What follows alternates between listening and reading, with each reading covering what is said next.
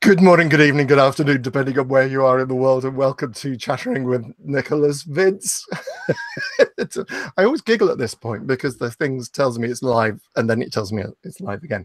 Anyway, hi folks, thank you very much indeed for joining myself and Polis Loizou, who I will introduce to you in a few moments. But before I do, I've got some shout outs to do. So bear with me whilst I keep on leaning downstairs. So the first one that comes to hand, this is the Horror and Science Fiction Prop Preservation Association book. You may remember at the beginning, in January, in fact, James Azrael came on to the show and we were talking about the book and my contribution to it. I love my bookmark to my book because this is it's got like 14 different signatures from people all over the world who actually contributed. But so there are articles including, look, there's a lovely picture of myself and Bertie. And there is a costume from my first short film as writer and director. It tells you all about how I stressed that and made it look good. But there is some really cool. So basically it is a book full of film props. There's Chucky dolls in there and all sorts of things from different films and Silent Hill and so on. Quite fascinating stuff. So that's that one. And the next thing that I have got two things. So I'm giving a shout out to the black gloves, which came in the post the other day. You may know I have a very small part of this at the very beginning of the movie. There's a couple of scenes as a cameo, but Laurie Brewster and Sarah Daly, the creative team behind Hex Media, will be joining me sometime in July. To talk about Automata, their most recent movie. And also, hopefully in the middle of July, we'll get to speak to the gentleman behind this short film is We Summoned a Demon. And I love the fact that it came with a little enamel pin badge of the demon that they summoned. And I also got a Gordy trilogy because he does wonderfully funny short films. We Summoned a Demon, Death Medal, and Bad Guy #2, which I have to say is still probably my favorite short film. Just hilarious. So anyway, I wanted to give all those shout outs before I introduce Polis, which having done that thing, I'm now going to introduce Polis. Hello Polis, how are you? Hi, I'm all right, thank you. How are you doing? I'm doing good. I'm doing good, enjoying this lovely, lovely weather. That's what you call it.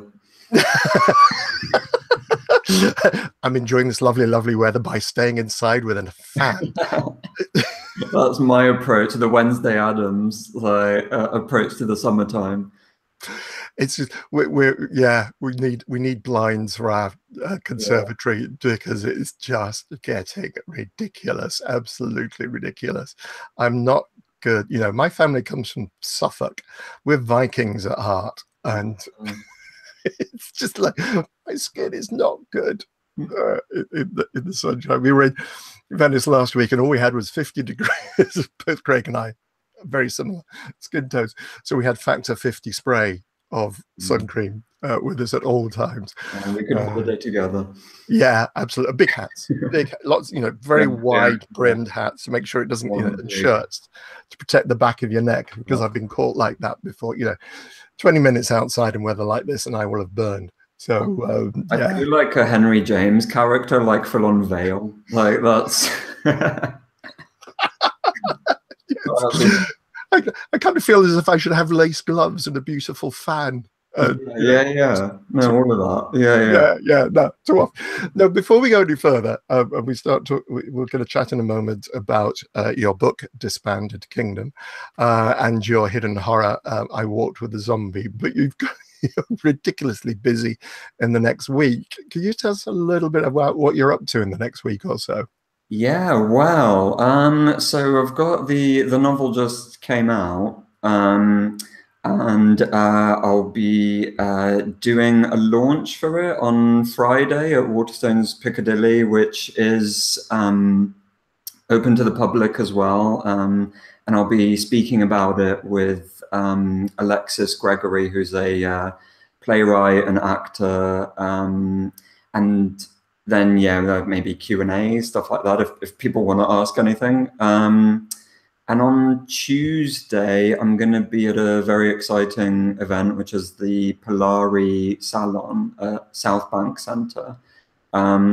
If you haven't been to that, it sort of highlights LGBTQ writing, and different authors read from it. But the reason it's particularly exciting when I'm going to be reading there is that they're also announcing the long list of the Polari Prize, which is a literary prize that they award every year.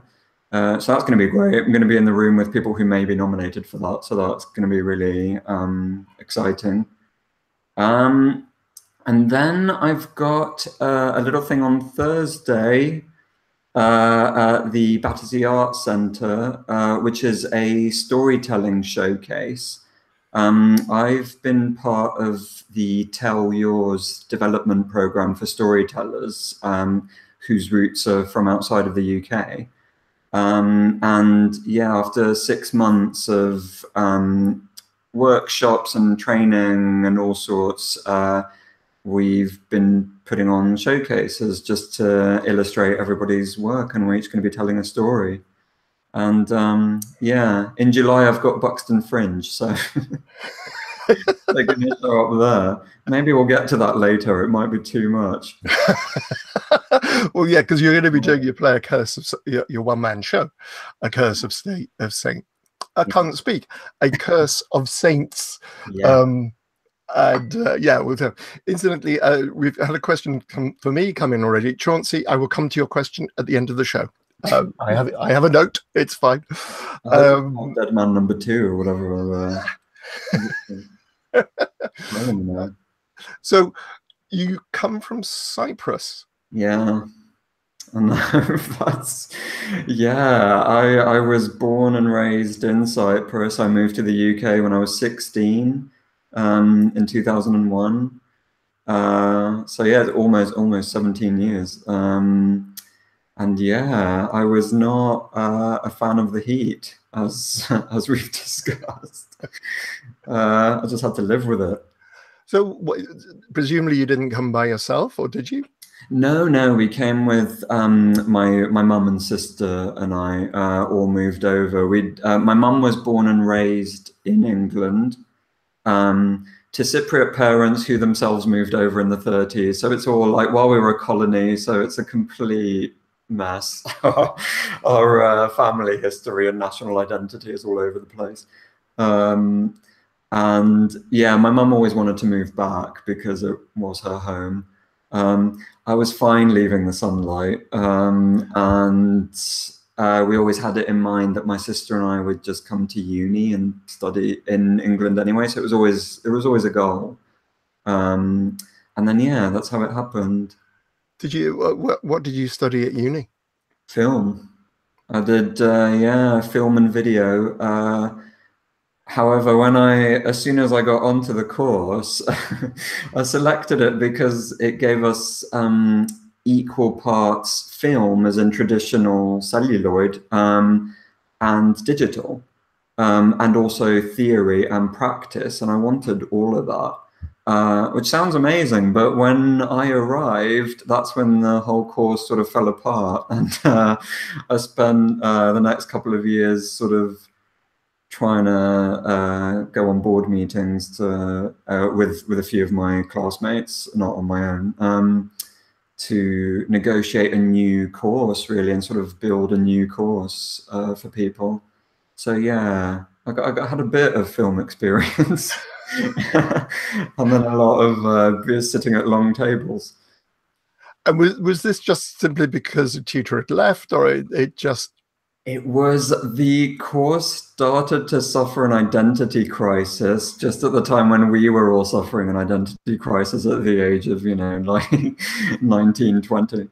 And then, yeah, there was some people leaving, and then people permanently off sick, or permanently, temporarily off sick. There was all sorts. It was quite, yeah, it was a lot of drama in one year. Right. So, right. My classmates and I sort of forged a friendship in flames. And we're all still in touch to this day. So I think that's testament to the hardships we endured. That seems like a real shame, but I mean, considering what you've got. So how did that, because when we first met, which was in 2016 at the London Horror Festival, where you were doing a one-man show, A Curse of Saints, which is the one you're going to be doing again at Buxton. How did that all transmute into acting? I got into the theatre stuff because one of my classmates and dear friend, Jacques, used to live in Buxton, and we'd sort of hang out at the Buxton Fringe Festival every year because they do a Fringe Festival, nowhere near on the like scale of Edinburgh, obviously. But it's this really lovely atmosphere and loads of exciting stuff. And the Buxton audiences are pretty much up for anything. You could take any show there. And then Jacques really wanted me to write a one-man show for him. So I did. And then he sort of like got me into this world of theatre. We started a fringe company together, the Off Broadway company. With our friend Laura, and then yeah, we've been doing shows. I've been writing them and directing, producing, you name it. And then I thought I'd start appearing in them. And I don't know, I was sitting in the back watching them on stage, and I was like, oh, that would be nice.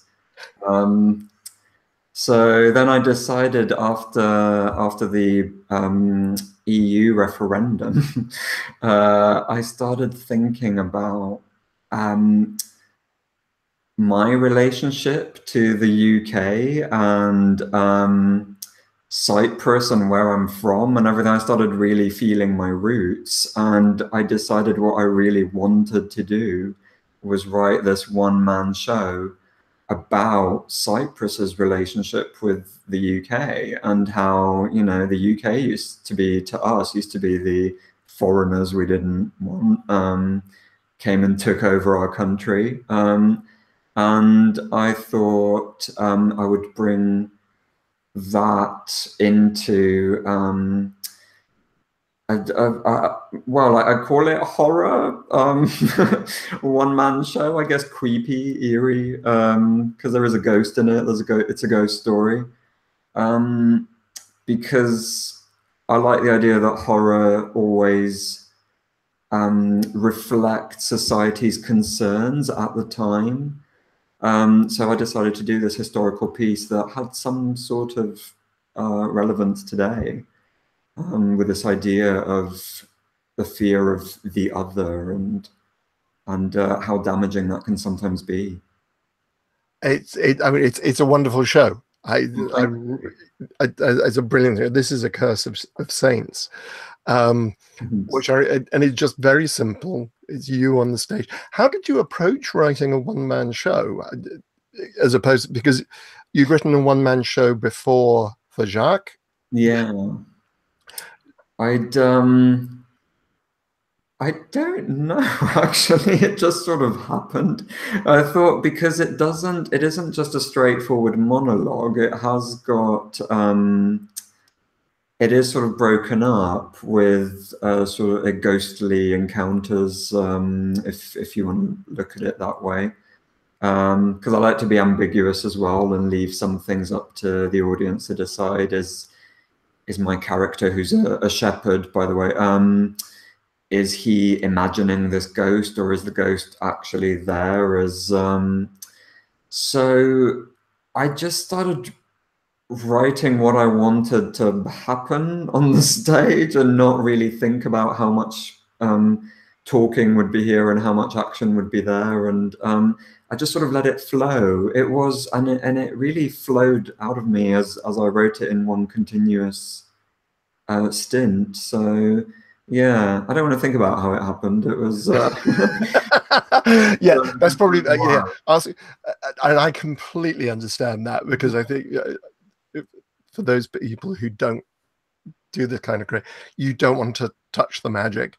If the magic is happening, you're just, and it's flowing. You really don't want to think about it too much. If it is magic, because you start questioning if it is magic or not. I love the idea that it's called The Artist's Way. I was swinging around to see if I've got the book. You know, the idea that basically Cameron. Yeah, the idea that you know, ideas are floating in the universe and we're just catchers. I like that idea. Yeah. It sort of shifts the blame, really. But also, I love, and I was quoting Terry Pratchett a couple of weeks ago or last week, and Terry Pratchett just took the idea where he's got, you know, a playwright who's very obviously William Shakespeare, but not, you know, because he's all set on his Discworld, etc. And this guy is thinking, you know, he really understands how, because he's writing a Hamlet effectively, or Macbeth, one of the two. But he said all he can't work out is how to work in the dancing and singing cats. And I just thought, yeah. What happens if you get the idea that's meant for somebody else to interpret? Well, but in an Elizabethan audience, they probably had a literal dancing cat just before the main event. You know what I mean? This is true. Yeah, his dancing cat. Have you ever seen a play called The Knight of the Burning Pestle? No, sounds good. It's brilliant. It's written at contemporary of Shakespeare. I saw it at the Sam Wanamaker Theatre in London, which is the candlelit theatre next door to the Globe. And it's a play within a play within a play. So the play, The Knight of the Burning Pestle, starts, and that's what you're watching. And then suddenly a member of the audience gets up and say, "This is rubbish. Our mate could do better than that." And then the mate gets up on stage and starts getting involved in the actors. So they're still trying to do that. And then you've got the whole thing of the new play that develops because you've got this strange actor who's walked in and the cast on stage who are now siding with the new actor because they're getting better parts. You've got all that relation, you know, so you've got two plays happening on stage, plus the play of the reality of the audience members, plural, who are still heckling and contributing and directing. It's brilliant. It's such a wonderful meditation on what is a play, what is fiction, what is it. So if you ever had the chance to see The Knight of the Burning Pestle, I do recommend it. It's a wonderful thing. Imagine, so then you get sucked into all of it, really. So then you're not quite in your own head. Yeah, precisely. And it really is just a meditation on what is art and what is a play and what is fiction and what's real and unreal. And you think, yeah, this is a contemporary of Shakespeare. Yeah. Whose name I entirely can't remember at the moment. But yeah, so I do recommend that. So that's fascinating. Okay, so and this is the play you're going to be redoing in Buxton. So what's happening with the off 3 offs? Yes, 3 offs. I remember getting like, yeah, how far off are we? You have to the other side of the world. Yeah, exactly. Are you doing anything else with them recently, or? We are developing a piece that I'm really excited about with all 3 of us. That's to do with our main passion as a group, which is serial killers, and we and that one. Yeah, we're not giving too much away about it, but it's to do with misogyny and our way of getting a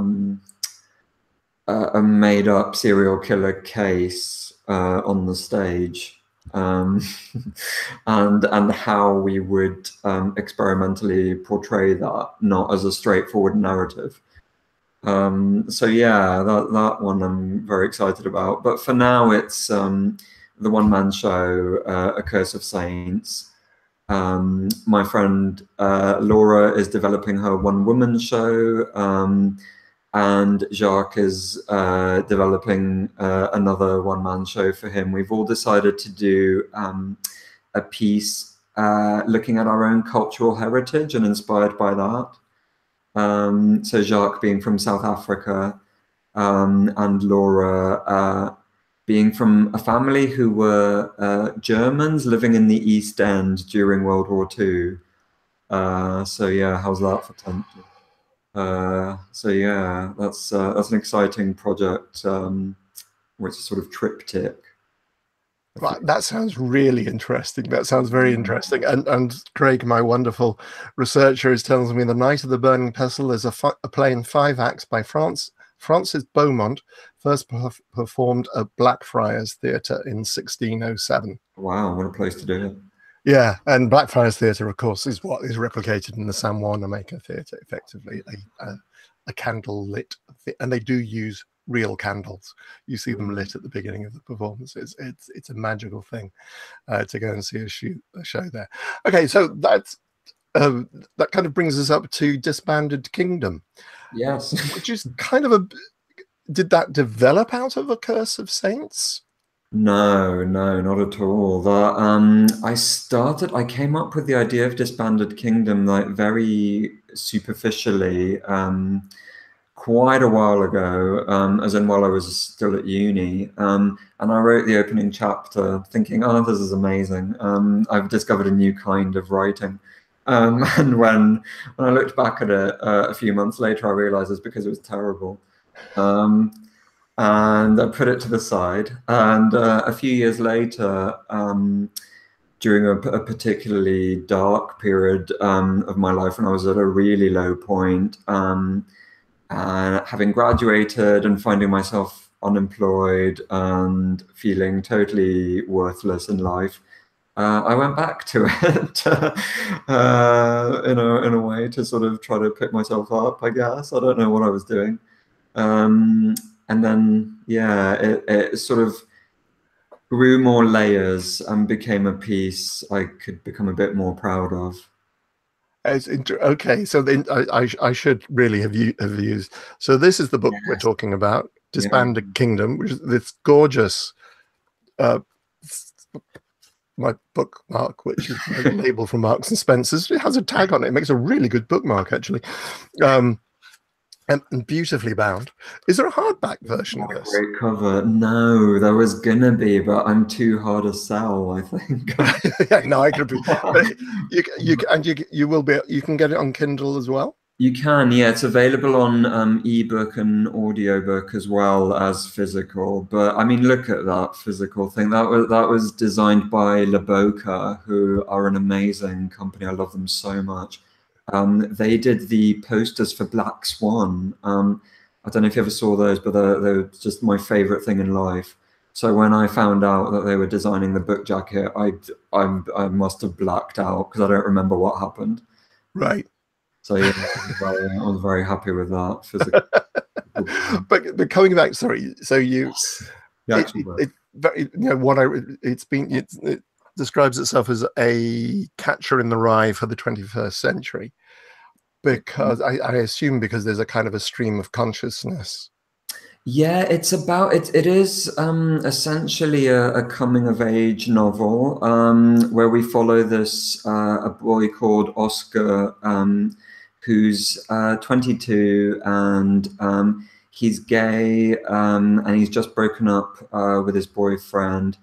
He's had a troubled childhood where he was sent around foster homes, and he's now been living for the past however many years, he's been living in the lap of luxury in Kensington with a really lovely woman called Charlotte, who's an author.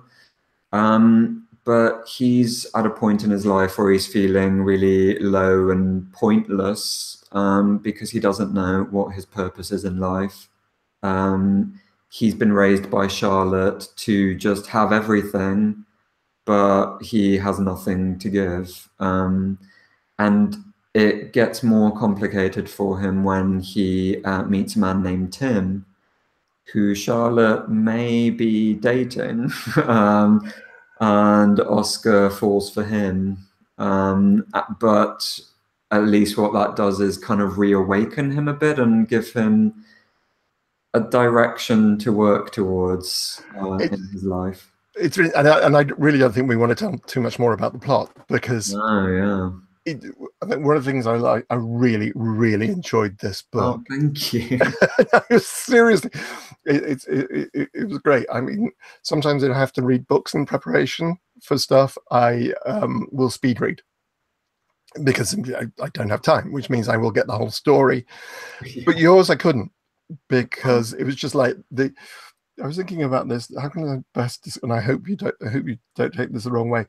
To me, the prose is like a rich fruit cake, as opposed to a Victoria sponge. It's dense. There is stuff there. There's marzipan. There's icing, and it's not too sickly sweet as well. There's just so much there to enjoy. No, I love being likened to dessert. I never thought it would happen. That's Victorian connotations. Particularly also loved it for the descriptions of London. Yeah. I think I've probably eaten in the Lebanese restaurant that they go to in Hammersmith. Yeah. It really is. Anybody who lives in London or wants to know about London in the last. No, so how long is it? You said you revisited it at a time, and that's what I like about it is I recognize a lot of what you're describing. For me, it was when I left school at the age of 18. I remember being completely lost. I kind of wanted to go on and be an actor, but I knew I had to wait for a major surgery to happen before I could do that.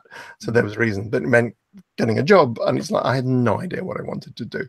And this sense of completely being without direction and working out as a gay in the 19 given age, yeah, well, everyone knows that I turned 60 recently, so it's hardly a surprise. So we're talking about 76. It's very different from now. Just time for Thatcher. Yeah.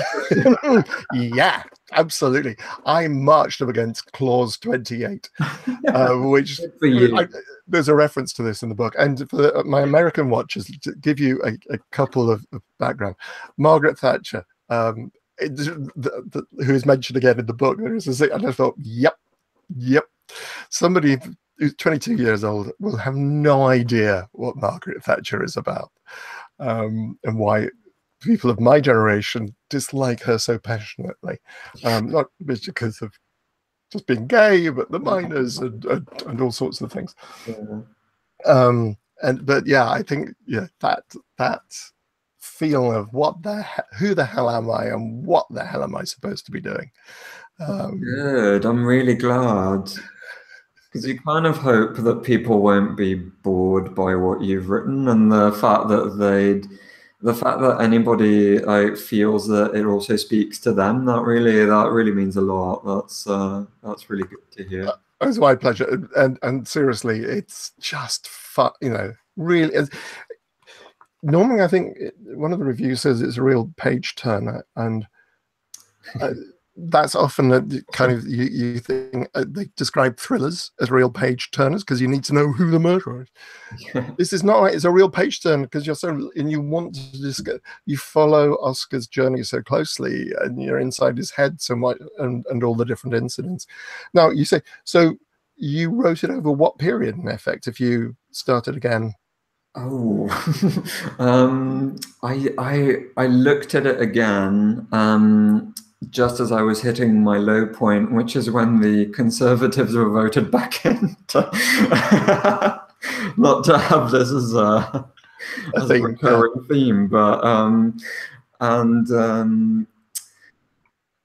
and then the student riots happened, and that was a strangely exhilarating moment. I remember in my early 20s, because you think, wow, this is not what I thought England was. I'd never seen that. And I just so happened that on the day I just so happened to be in the centre, hearing people chant and things like that, going on their way, but I had no idea what was going to happen. And thankfully, I wasn't part of the crowds being kettled. But then it really, when I had just looked at the book again, and then that happened, and I thought, whoa, there is something in the UK, something is brewing, and it is not happy. And that sort of gave me a spark and a jolt I needed. And I thought, these are the layers I could add to the story. It's about this boy who's lost and directionless, feeling that he wants to separate from his foster mother because maybe he's being stunted. And this sort of late stage rebellion that normally happens when you're a teenager. And how I could link that personal story to something a bit broader with the political landscape of Britain.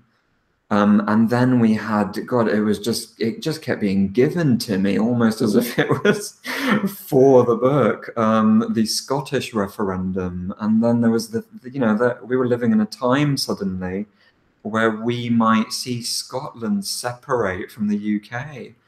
And then there was Brexit. So things just kept coming to me. Thank you, Tories. They were really, bringing everything was coming. Yeah, so then the piece just kept growing, but because I kept reworking because of everything that kept happening, I had to stop myself at one point and say, okay, I can't just keep going until I'm just writing the story of England as it's unfolding. And there is a cutoff point, and it is before any of the EU referendum. But I wanted to suggest that something was coming because the UK is not as united as it might like to think it is. And I wanted to get a sense of all those divisions and tensions bubbling under, but without making it all about the book, what the book was all about. It's interesting, and for those who, again, the kettling was a method for the police where basically they would surround groups of people. I remember very vividly there being a group in the middle of Oxford Circus, and they were kept there for hours. Yeah. Trafalgar Square as well. It was just, people not allowed to leave, not allowed to go to the toilet, literally just surrounded by police on horseback and so on. It was horrible. It was really horrible. And I think this country has actually got a great, as I say, I mentioned, I marched against Clause 28. Didn't do a great deal of good. In the Clause 28, for those of you who don't know, was something that was brought in by Margaret Thatcher's Conservative government to forbid the teaching of gay relationships as a pretend family relationship, or to have it discussed in schools at all. And it was one of those invidious pieces so that people really didn't know exactly where the lines were, what was permissible, what wasn't permissible. So, just let fear of teachers losing their jobs, etc. And it was only in about the last, so we're talking about the early 1980s, and it's only just been repealed in the last 3 or 4 years. So yeah, a horrible piece of legislation as far as I'm concerned. So yeah, and again, I particularly like this about, your character's internal struggles are reflected in society, and so on. So cool. So if you haven't already, please check out Polis's book, because it is really a very, very good read. But I think we should move on to now the other thing that I'd like to talk about, which is the film I Walked with a Zombie. Before we do that, though, I have a question from Kim Lehman. Hi, Kim. What is your favorite Boris Karloff movie? My favorite?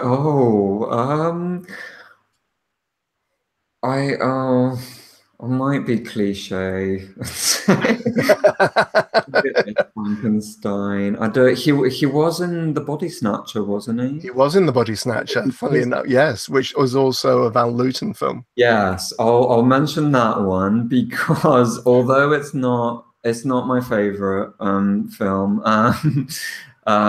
it has a spectacular ending, and I think he's great in it.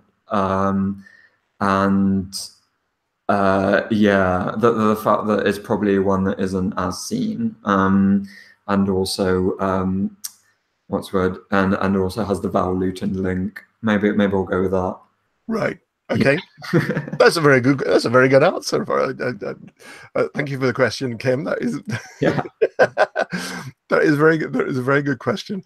Now, so I asked you for your hidden horror, a film that not many people know about. And you immediately came back with "I Walked with a Zombie."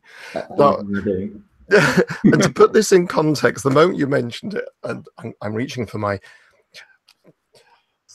a pictorial history of horror movies, and I meant to put another bookmark in this. So bear with me whilst we talk. I find this because I think it is worth sharing it. Tell me, whilst I look for this, and I'll share it in a few moments, my image that immediately sprang to mind. When did you first see this movie? Well, I first heard about it. I think it was, I can't remember whether it was Empire Magazine or Total Film. It feels like an Empire thing. They did a sort of 50 greatest movies you've never heard of. And I remember this standing out. I mean, that title, you don't really forget it.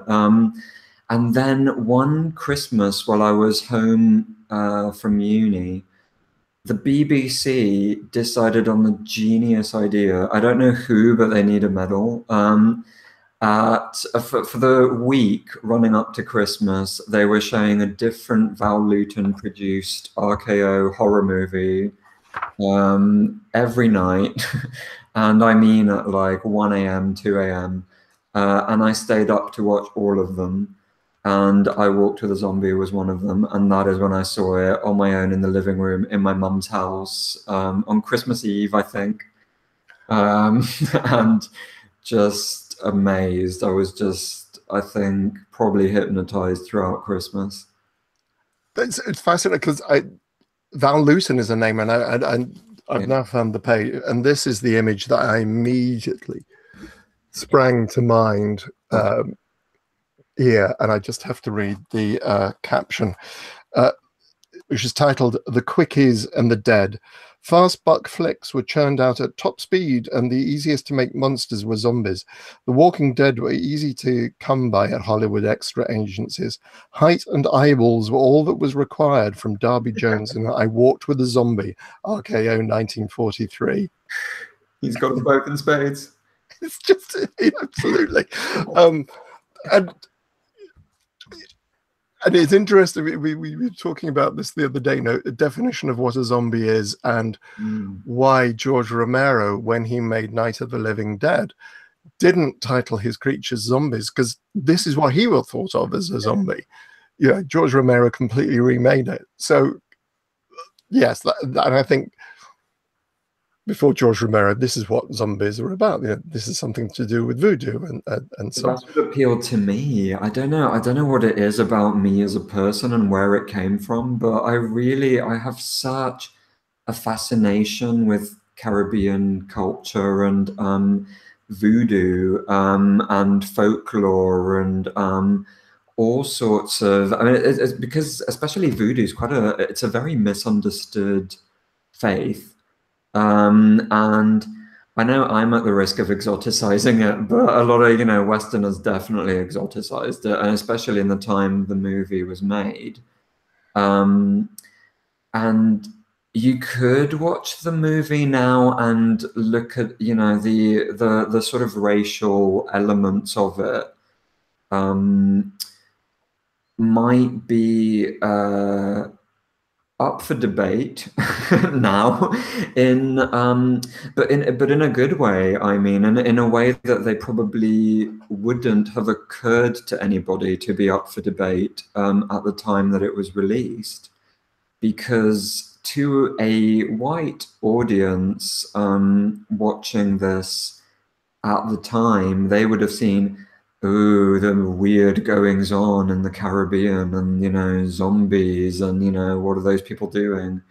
The white ladies really have to be careful with this tall black man with eyeballs, um, and but the way I saw the movie when I watched it was that it looks at the white man's effect on the Caribbean, and the fact that they are misunderstanding a culture and misconstruing it and are fearful of it.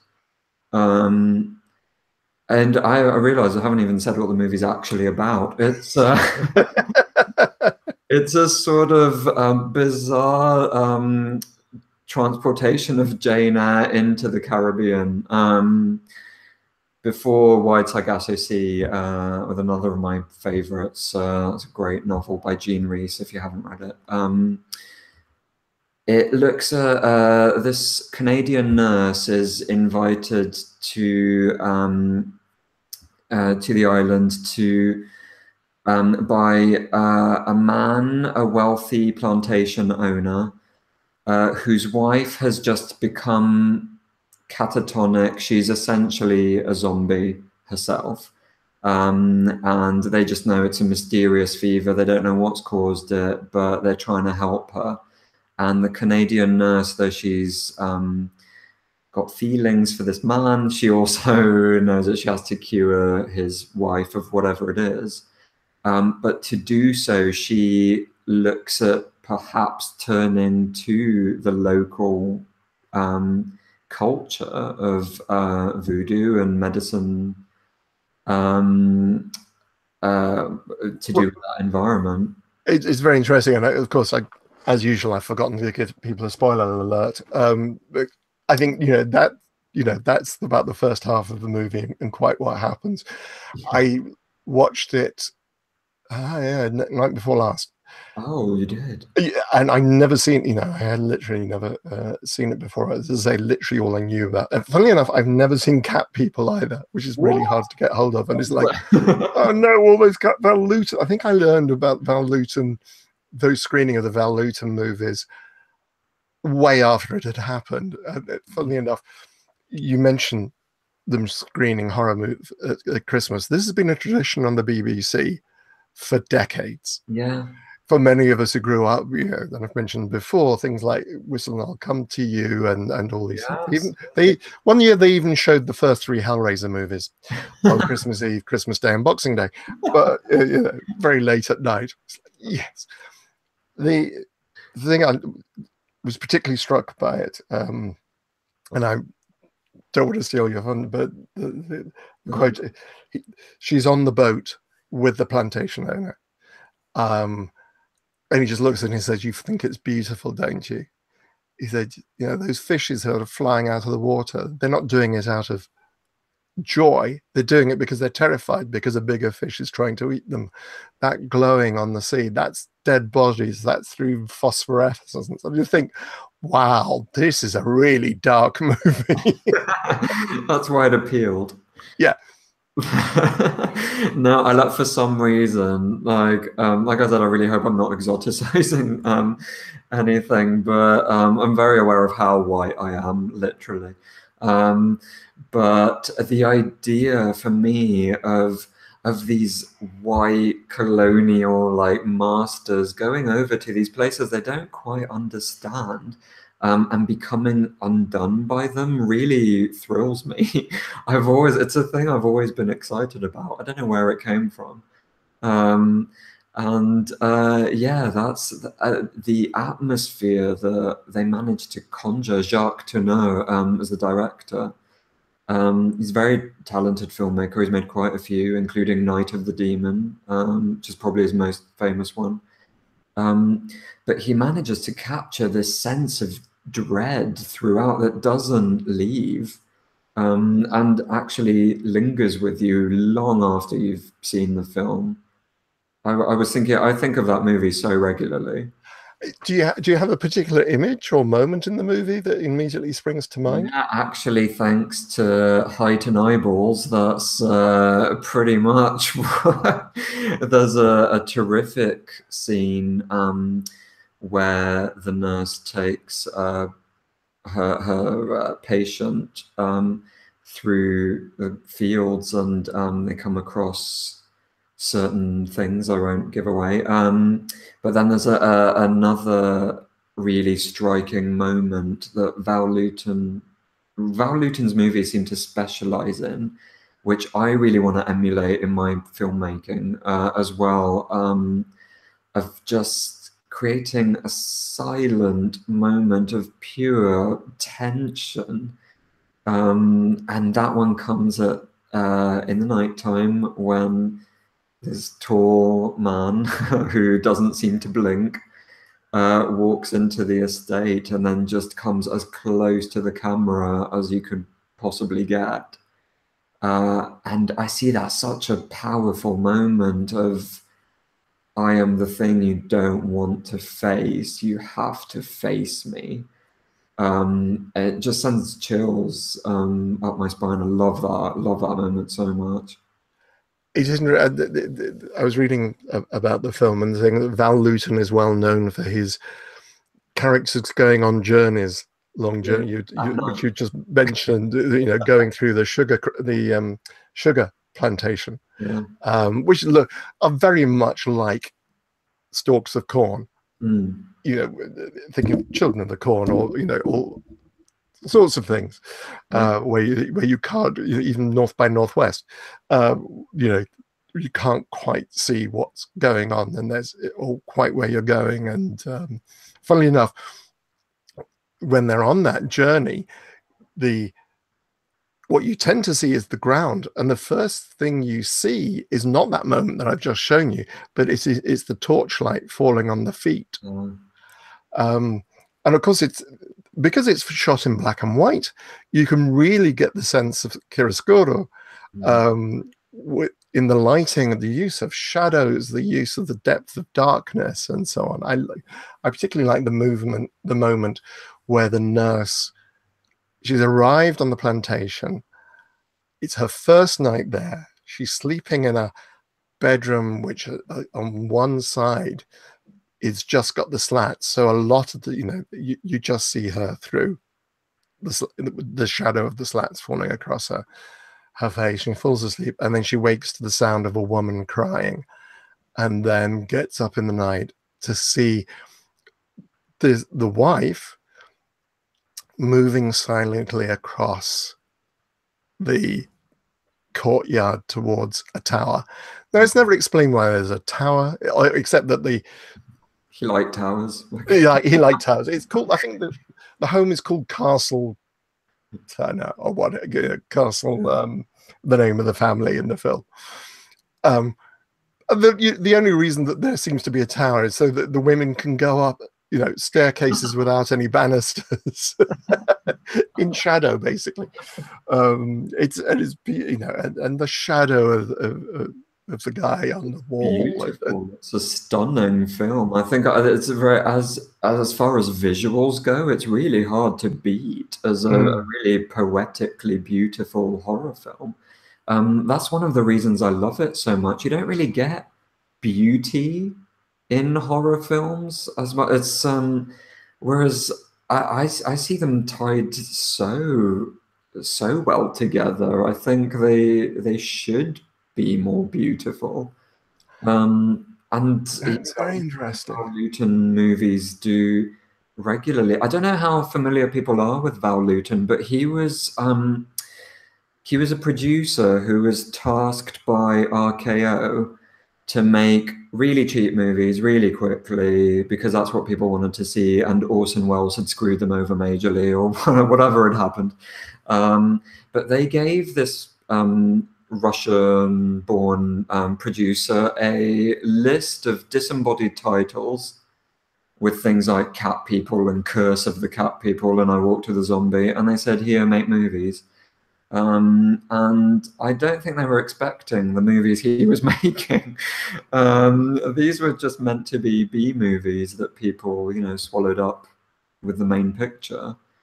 But now they stand on their own completely as these like hauntingly poetic horror films that nobody else would have ever thought to make happen. But yeah, he's really, I'm so thankful that he existed and that we didn't get a different kind of I Walked with a Zombie back then. Yeah, it's interesting. Okay, so this is another question from Kim.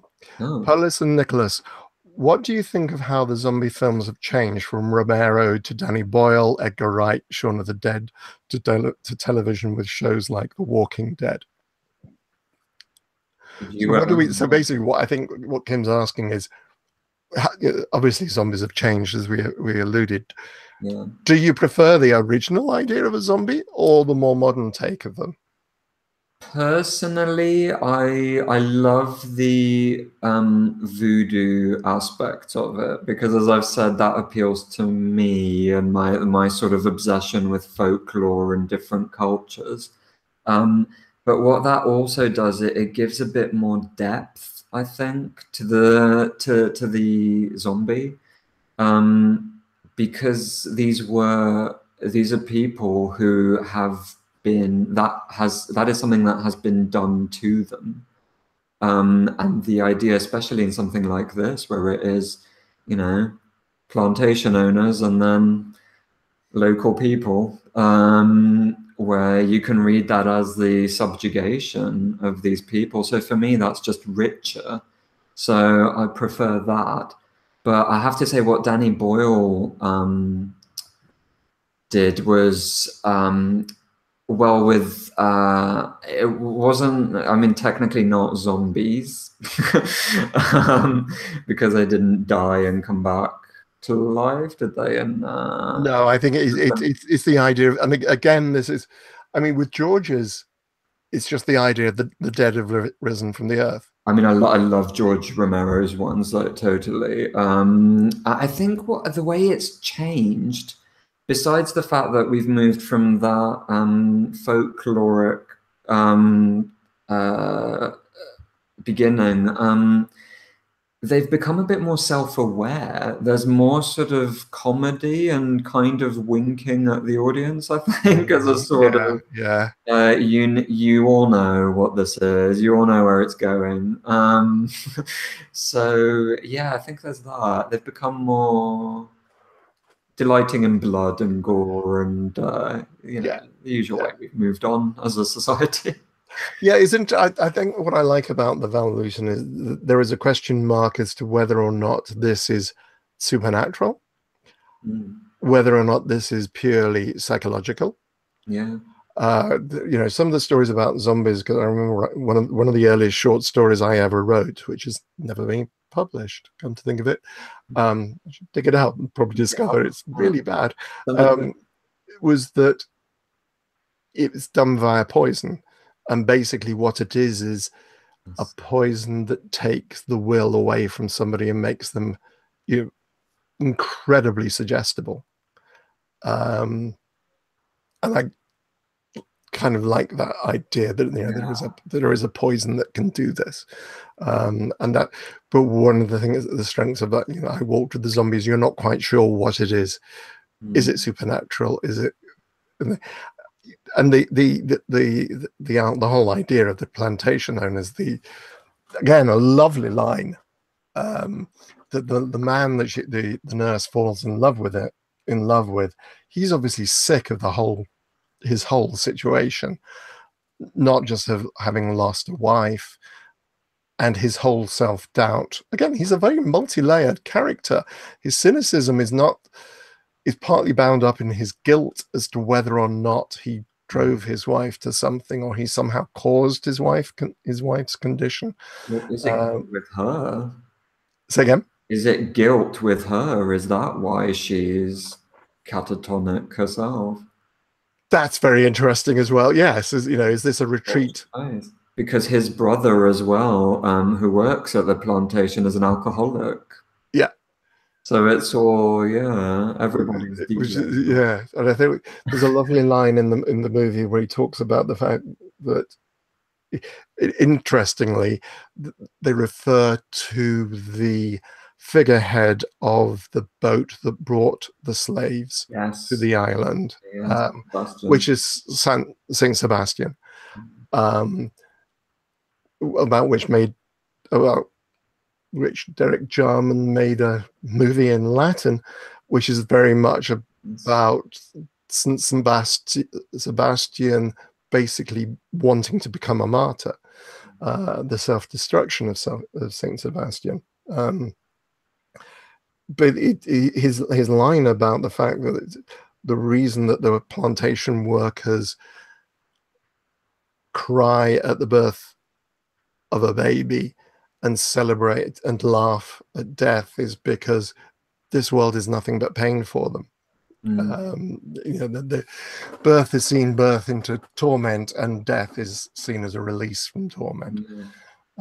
Yeah, it's a really interesting film, and again, as you say, about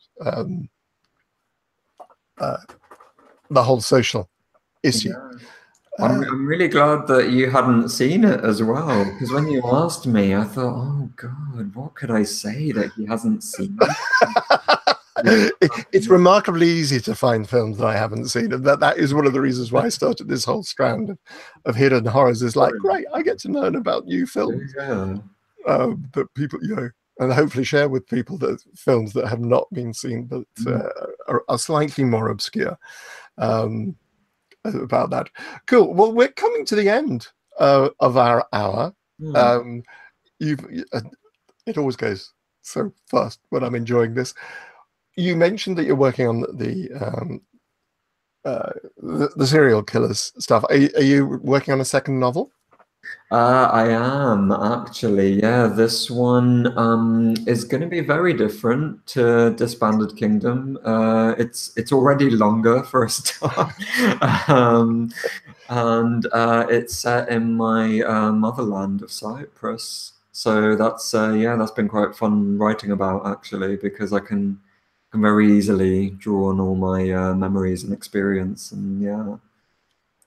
Cool. And sometime next year for that, hopefully.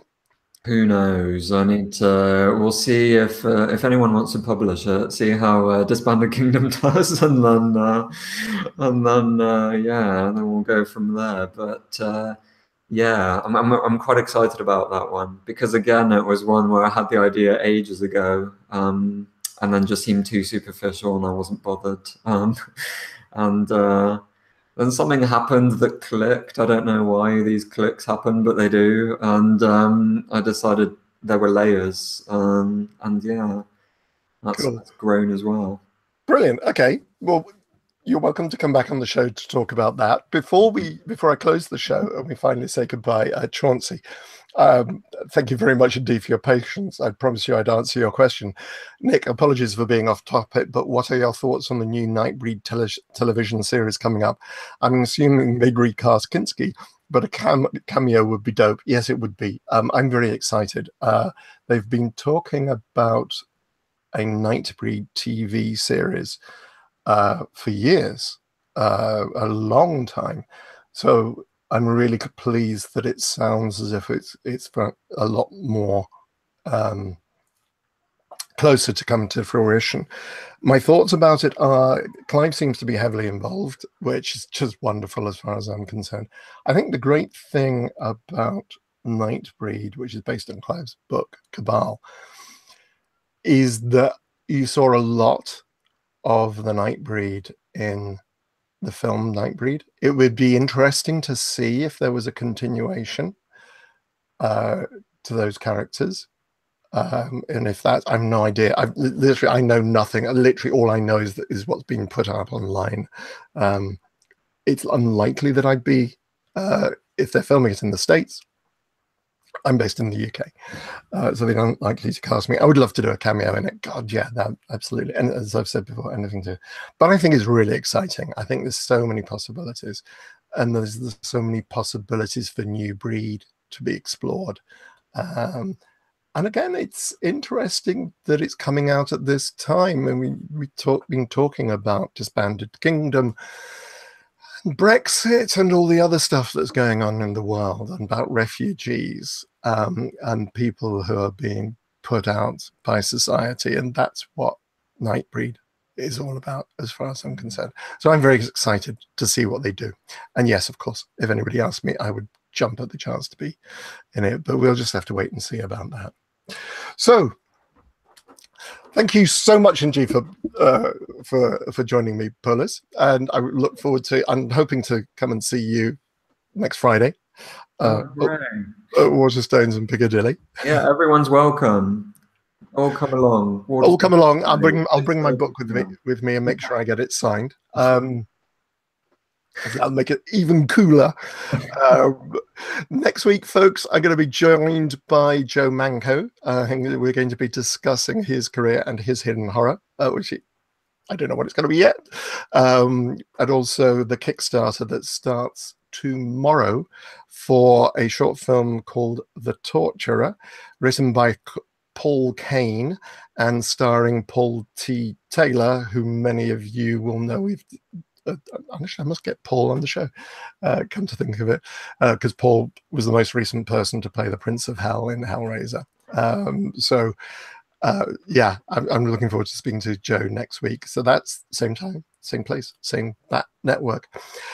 Polis, thank you very much indeed for joining me. We'll now say goodbye. Thank you for having me. Thanks. It's my pleasure. This has been Chattering with Nicholas Vince. I've been chatting with Polis Loizou about his new book, which I have put down somewhere. I had it. It's underneath my book. I just want to make sure that people know this is the book we're talking about. Go and buy it, folks. It really is very, very, very good. I will hopefully see some of you next week when I'm chatting with Joe Manco. Take care, folks, and goodbye. And